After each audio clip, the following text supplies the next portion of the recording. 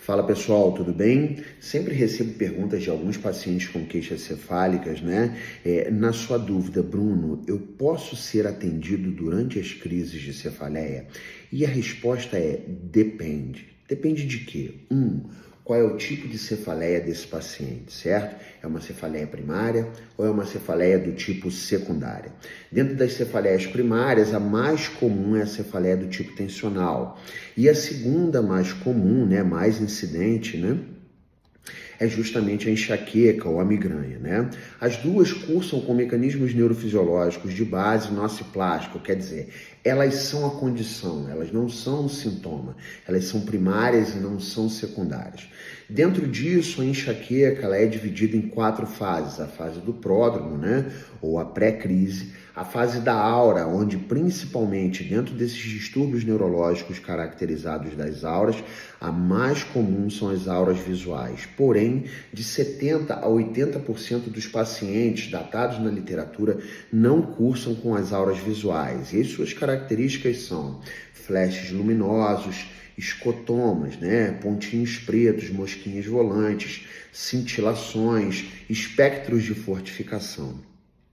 Associado a isso, como isso é um período, a aura ela pode acontecer tanto no pré-crise como também na fase da cefaleia.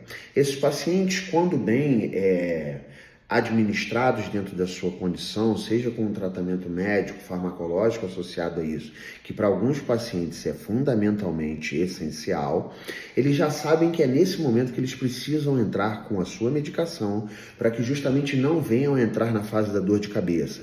Características como irritabilidade, uma sensibilidade somestésica aumentada, alodinia ou hiperalgesia, eles não podem nesse momento, por não terem uma boa capacidade modulatória, a se depender de cronificações dos seus processos ou não, e de como estejam os seus hábitos de vida naquele momento, sono, alimentação, atividade física, gerenciamento do estresse, não toleram muito bem estímulos repetitivos e podem sensibilizar durante esse período, principalmente na fase da cefaleia e logo após dessas 4 a 72 horas, que geralmente é o período em que o paciente tem a dor de cabeça, por não terem uma boa capacidade modulatória de tolerarem estímulos repetitivos e podem vir a sensibilizar.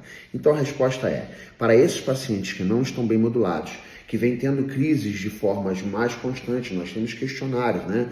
O diário da cefaleia, que nós passamos para o nosso paciente, rastreamos esse paciente, muitos deles estão em processo de sensibilização central associado a isso, que é um pano de fundo da dor nociplástica, fotofobia, fonofobia, osmofobia, barulho, cheiro, luz, incomoda esses pacientes, toques incomodam esses pacientes. Então nós precisamos que esses pacientes estejam na fase do pós-dromo e pós isso na fase interectal, quer dizer, no pós-crise. Aí sim nós somos grandes aliados para o tratamento desses pacientes e para melhorarmos esse paciente no longo prazo em relação à intensidade, à duração, à frequência e à incapacidade que essa cefaleia pode cursar para esses pacientes no seu dia a dia e, claro, para que eles possam desenvolver uma boa capacidade modulatória também nisso, agregado a todo um processo educacional para que ele entenda que hábitos de vida são primariamente importantes para que eles não entrem em processos de cronificação.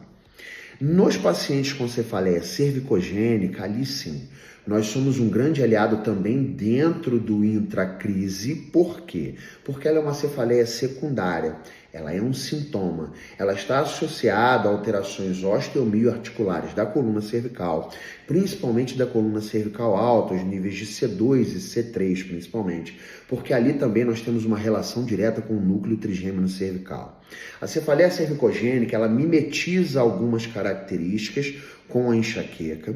Alguns pacientes podem vir também a ter náusea, podem vir a vomitar, podem vir a ter fotofobia pela ativação do núcleo trigêmino cervical e a sua sensibilização na via trigêmino talâmica e tálamo córtex, ok? Mas ela é uma cefaleia secundária, não é uma cefaleia primária, ela não tem o mesmo mecanismo neurofisiológico da enxaqueca. O mecanismo neurofisiológico da cefaleia cervicogênica é o nociceptivo, Em alguns casos, a se depender se no trajeto do nervo occipital maior advindo das raízes de C2, se existe algum ponto compressivo dessa região, o paciente também pode mimetizar dentro dessa unilateralidade queixas supraorbitárias, porque a nível da sutura coronal, o nervo occipital maior se anastomosa com o nervo oftálmico, ramo 1 do nervo trigêmeo, e essas queixas podem também ser apresentadas na região suboccipital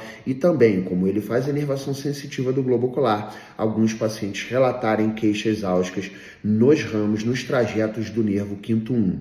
Mas aqui, por ser um sintoma e por ser uma cefaleia secundária, o nosso hands-on bem feito, com raciocínio clínico bem afiado, ele pode sim ser um grande aliado dentro do intracrise para esses pacientes. Então, depende, é primária?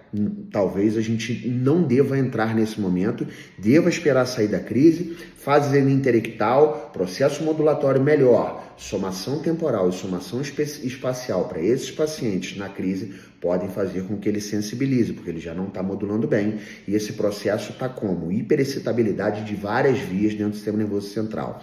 Na cefaleia secundária, principalmente na cervicogênica, somos sim, dentro do intracrise, podemos sim, alinhando todo esse raciocínio clínico, entendendo se o paciente, com o nosso tratamento naquele momento, vai desensibilizando. Mas aqui a chance é maior de dentro do intracrise nós podermos ajudá-lo de forma mais eficiente. Valeu? Espero que tenha sido válido para você. Um forte abraço. Até breve.